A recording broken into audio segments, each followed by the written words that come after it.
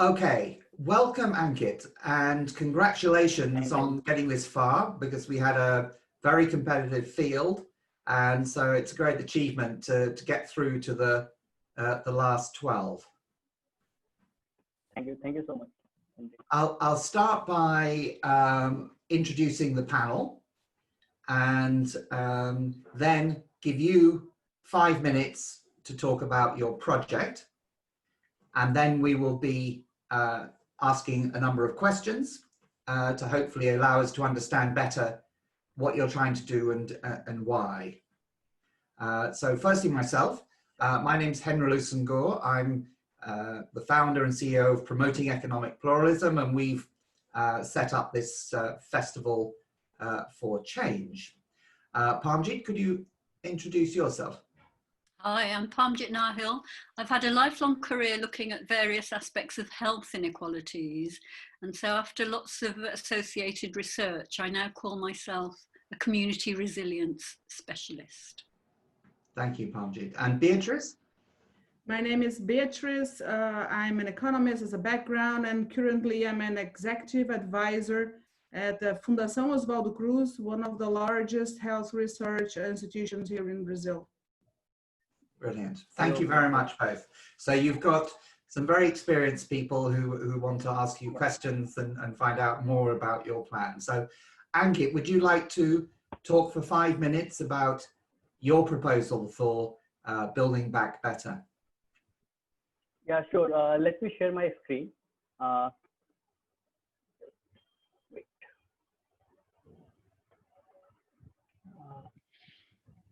Is my screen visible? Yes, it is. Okay. So basically, the organization that myself and regions are working on is called We Included. And for pitching the idea for this festival for change.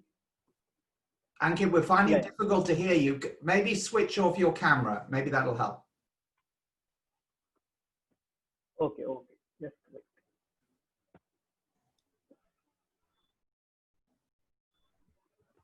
Yeah, is it okay now? That's better. Keep going. Oh, okay. So I have thought of pitching the idea for WaSH program, which is water, sanitation, and hygiene. So to start with, I'm Ankit Pandey. I'm currently working as Gandhi Fellow in the Jhunjhunu district of Rajasthan. And this fellowship is a brainchild of Piramal Foundation that is working in India for unserved communities. So, so why this idea came into my mind and why this specific field is because right now I'm currently working in the district that I just mentioned, Jhunjhunu, and I'm directly like kind of involved with the tribal community that is also like locally called as one Bao areas, and which are undergoing the process of settlement and assimilation nowadays because of the government policies and other things. And for the last more than 1.5 years, I have been directly working with these communities. So one specific and prominent problem that I found out within this 1.5 year was the crisis, the menstruation crisis.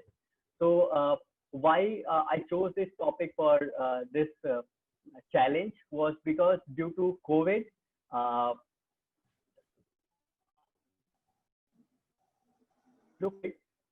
like there was already a language among the people of that tribal community. Like as you can see that 70% of the mothers say they usually consider the menstruation as dirty. And the second and most important part was the availability of materials and facilities. So most of them, they use like old fabrics, rags, sand, ash, wood shavings, and even newspaper for like managing their menstruation hygiene. So it was very heartbreaking to see. And in times when the market are not approachable or the availability of resources, especially like the sanitary napkins and other things are not available. So I think this problem become even more important to address. And third one is the facilities. These tribal community, they usually shift their settlements from one places to another, and they according to the season. So the availability of permanent toilets is also very less. So only 66% of women manage their menstruation like majority of the women manage their menstruation in open. So what all these three issues have led to is, first, the poor reproductive health. Like more than 70% of these women have have reproductive tract infection due to this unhygienic use of materials. And second, the education outcomes. So majority of the adolescents, girls that are there in this community, like almost around like 23% of these girls, they drop out from their school because of this very specific reason. And those who continue to be in the school, for example, class 9 to 12, they usually don't go to school during their menstruation period. Ankit, yeah. Can I just interrupt you a moment, because you've only got 2 minutes left and we've read all of this, so we really need to know more about what you're planning to do. Okay, so what I'm planning to do is, first, to support self-help group and entrepreneurs, local entrepreneurs, to establish micro enterprises in order to manufacture eco-friendly sanitary napkins. Second, to establish the supply points. So these will be the local entrepreneurs, the people from the local community who will act as a salesperson. So we will help them to develop those skills which can be effectively used as a sales person. And third, to create awareness. So this will act as a thrust for our own organization, because at the point when we are creating awareness, we are also creating the demand for these eco-friendly sanitary napkins. So this way we will be addressing two issues. First one will be the lack of awareness, and second, the demand for this eco-friendly sanitary napkins. So most of the organizations that are already working in this domain, they use top to bottom approach. So very centralized approach. So what I'm trying to do is use a very decentralized approach of manufacturing and distribution.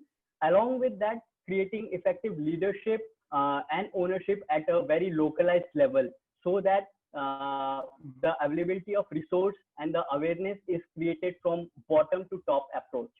So that is my holistic solution that I'm thinking of giving to this menstruation crisis for that community. Thank you very much, Pankit. If you can stop sharing your screen, that'd be great now. Yeah.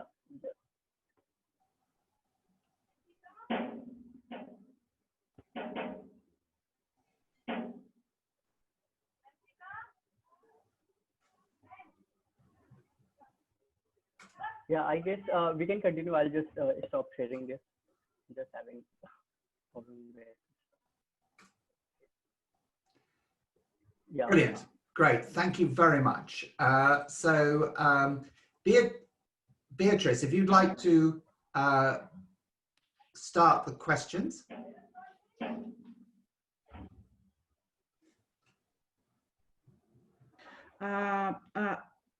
One of your first comments was that this is already a problem in the community.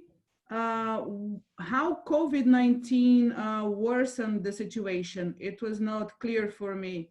If due to COVID-19, the situation you're trying to solve, the problem you're trying to solve worsened, or it's at the same standard as previous to COVID-19? So it has definitely worsened it. I'll give you a few examples. First, I told you that 66% of the women, they go outside to manage their menstruation hygiene or for defecation. So because of this COVID situation, they are limited to their own household or the temporary informal settlement. So that becomes a very severe problem to hygienically manage this kind of situation. And second, as I told you that around 70% of the women, they use rags, they use newspapers and other things, but still there is 30% of the community members, the girls and the women, that use sanitary napkins or pads. But because of this COVID, the availability of sanitary napkins and pads in the market, the local market, that is also far away from their informal settlement is not available because of the low demands in the community. So these two problems. And third, there used to be like several schemes by the government under which several awareness campaigns and other stuff used to go around like monthly or by month. Those awareness campaigns or community sakhas, we say, they have stopped. So that again becomes a very big problem and challenge, like how to spread the awareness in order to manage the menstruation during this COVID period when you are not able to go outside, you are not able to buy sanitary napkins and other stuff.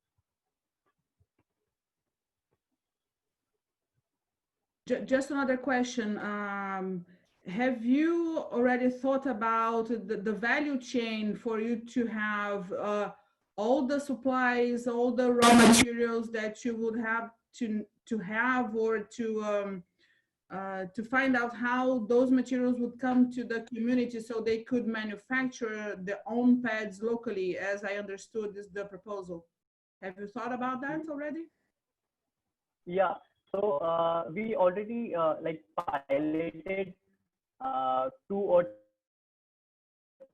3 micro-tests whether we are able to connect the supply chain with these communities. For example, the availability of raw materials or the infrastructure that is required for the setting up of micro enterprises. So the local markets that are around like 5 to 10 kilometers away from their informal settlement. So they do have the availability of like, for example, cotton or the textile or the cloth that we need. So in terms of like we are trying to provide them a very simple, at the same time very affordable sanitary napkin pack. So the raw materials that are required, they are easily available in the local market. We just need to connect those the gap between the local market and the potential consumer base that is already that is there. Brilliant. Parmji, do you want to? Mm-hmm. I'm very impressed by the scope of the project, with the awareness, the handling the taboos, that kind of thing, as well as the practical help.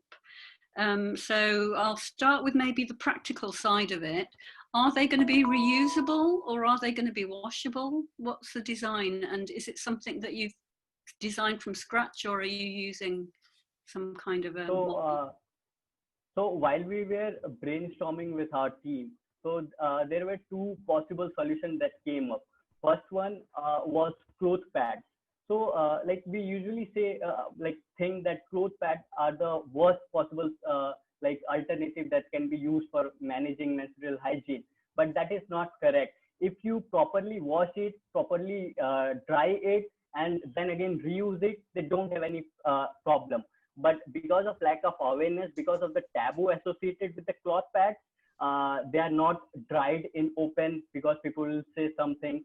So and cleaning is not proper because of the affordability for the detergents and other cleaning stuff. So in that case, the usage of cloth pad becomes very unhygienic. And then we propose like alternatives like sanitary pads and other stuffs which are one-time use. So we were thinking of producing cloth pads that could be reusable. That is one product that we are thinking. And second one is single-use sanitary napkins that we see in the market, but obviously with a very simplistic design and low cost like manufacturing. So these 2 kind of products we were thinking, and like accordingly to the communities affordability and the mindset that they are having, we were thinking of like rolling out these 2 different products. So based like for example, if single-use sanitary napkins are not affordable, then we can sell them the like reusable cloth pads.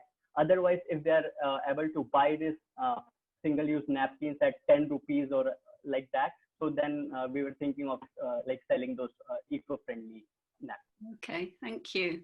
And the awareness, so the very first slide that you, well, one of the first slides that you showed, you had a list of things like talk to boys and WaSH. So are they the things that are prohibited when women are having periods? Yeah. So I'll just share one story of a girl that I met. So her name was Meena. So during the periods, what they do in their household is they use sari. I guess you know it's a very long cloth that women wear in India, sari. So they create a temporary barrier in the room, and a girl who is menstruating, has all the kind of temporary settlement is made inside the house for the menstruating girl or women. So they have separate utensils. They cannot go out. They cannot pray. They cannot go in kitchen and other stuff. So they are kind of socially excluded during that 1 week. So those kind of taboo is associated.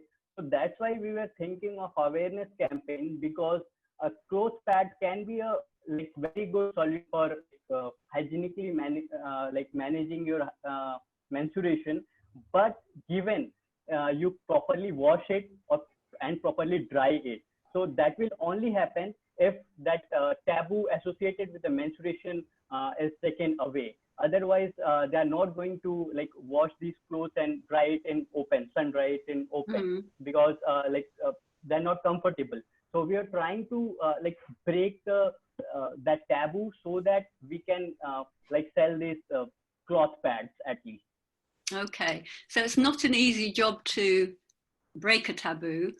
So who is in your team? Who's your core team, and how is it going to be organized, and how will it expand into the community and embed in the community? Because it's quite interesting that you're a bloke giving the presentation. Yeah. So this menstruation, the area of menstruation has been of my a personal interest for the last 2.5 years. So I was doing my master's in the Nalanda University, and my project was menstruation hygiene in the secondary level schools of government schools in India. So when I joined Gandhi Fellowship, this was the core idea alongside which I wanted to do my project. So there is a team of mentors, program leaders, managers, and program directors that directly oversee my project, but that is very limited to my district only. But I think I applied for this challenge because I thought I could get a very a national level perspective as well as support in order to scale my idea. So that was the reason that I chose to apply for this program. And as far as team members are concerned, so we are a team member of 5 people. I personally am an engineer, from a material science and engineering background. Another friend of mine, she is a management guy. She has done her master's from Indian Institute of Management, Ahmedabad. Another is a research scholar in IIT Guwahati. So we have people from different domains who are totally into public policy or totally into management or totally into engineering side, so that we can have a good mixture and design a proper solution which is adaptable at that community level. So in total we have 5 core members of fellows, and other are the mentors. And what's the plan to actually diffuse that information into families? And presumably it needs to be the whole family, not just the women. Yeah. So we are leveraging the human resource at panchayat level. So in India we have the concept of panchayat at a very that is the lowermost democratic level, you can say. So we are taking help of panchayat sabhas, in which there are representatives, both men and women from the community, who are elected by the people. So they have, you can say, the power to mobilize the community, and at the same time they are also given a certain amount of funds to initiate this kind of project in their community and awareness campaign. And the basic aim was to use bottom-up approach for decentralizing this menstruation manufacturing and distribution, both, so that the last mile the last unserved mile is achieved, so that we can target these people who are usually ignored by the government or from the like highermost authority. Thanks very much, Pamjit. Ankit, I have a question, because I've actually watched a TV program about an enterprise that sounded as if it was doing something very similar to yours. And I just did a search on Google and immediately found an article in BBC News 2014, the Indian sanitary pad revolution. So, and presumably in your research, you looked at all the initiatives in this area. So how is yours different, or what does it, why is yours needed when initiatives already exist of a similar sort of idea of local micro enterprise developing and enabling? Yeah.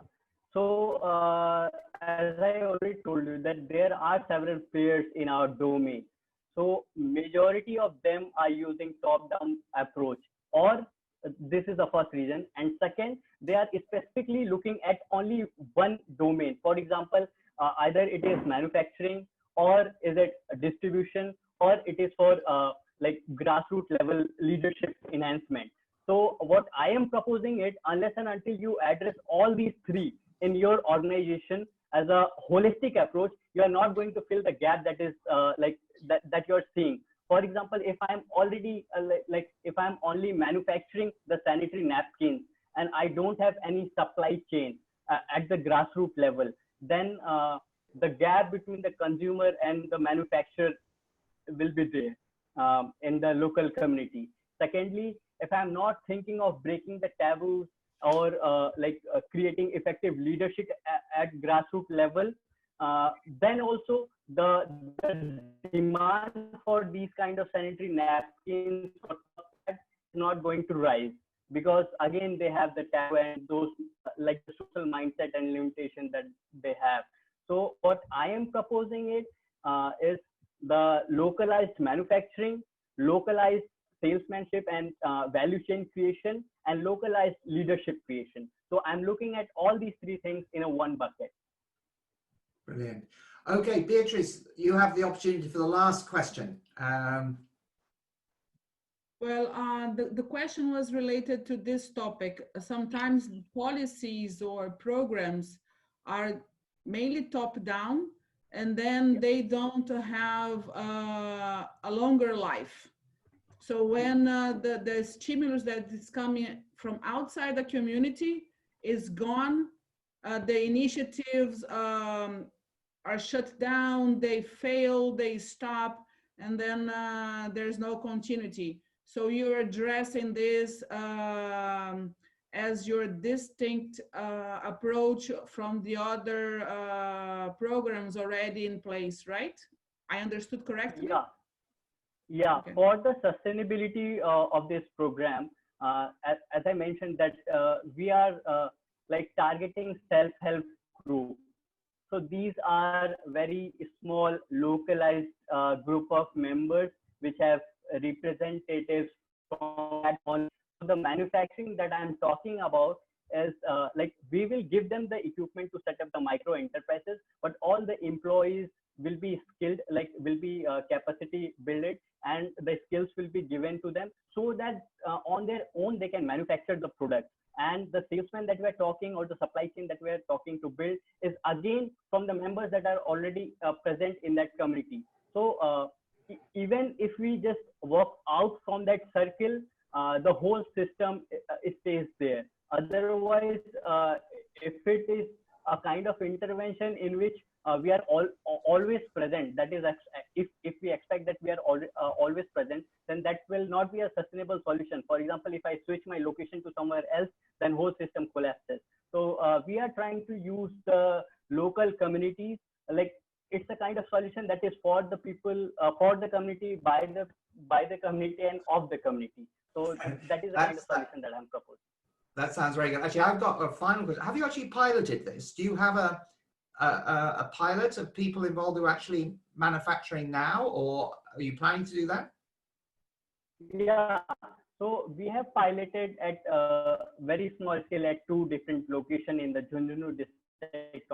So has been around 5 to 6 months that we have been doing, and like I was really happy to see that because of the corona, all the different, like the communities at different locations, they were not able to get the sanitary napkins or the cloth pad to manage this. But at these 2 locations where we have piloted, at least they have guaranteed 1,500 supplies of sanitary napkins per month. So that has been our small success that you can say we have achieved in last 5 months. So we have piloted in 2 different locations. Brilliant. Okay, any final remarks or questions? We have 1 minute. No, happy? Ankit, anything finally you'd like to say?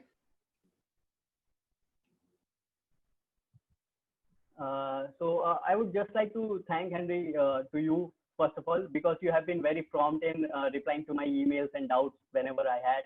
And the discussion that we had today, thanks to Paramjit and Beatrix, sorry, if that's right. So like the kind of question that they posed was really like I was expecting them, because we already have a lot of players in the market for the same reason. But how my idea is different from and how it can be sustainable was the like 2 important points, and I think they have covered very well through their questions, and I thought and I think I have like satisfactorily answered them. So thank you so much for this platform and this discussion. Thank you very much, Ankit, and we will be in touch by the end of the week with the results from this stage. Okay, Thank you very much. Thank you very much. Good luck. Bye. Bye.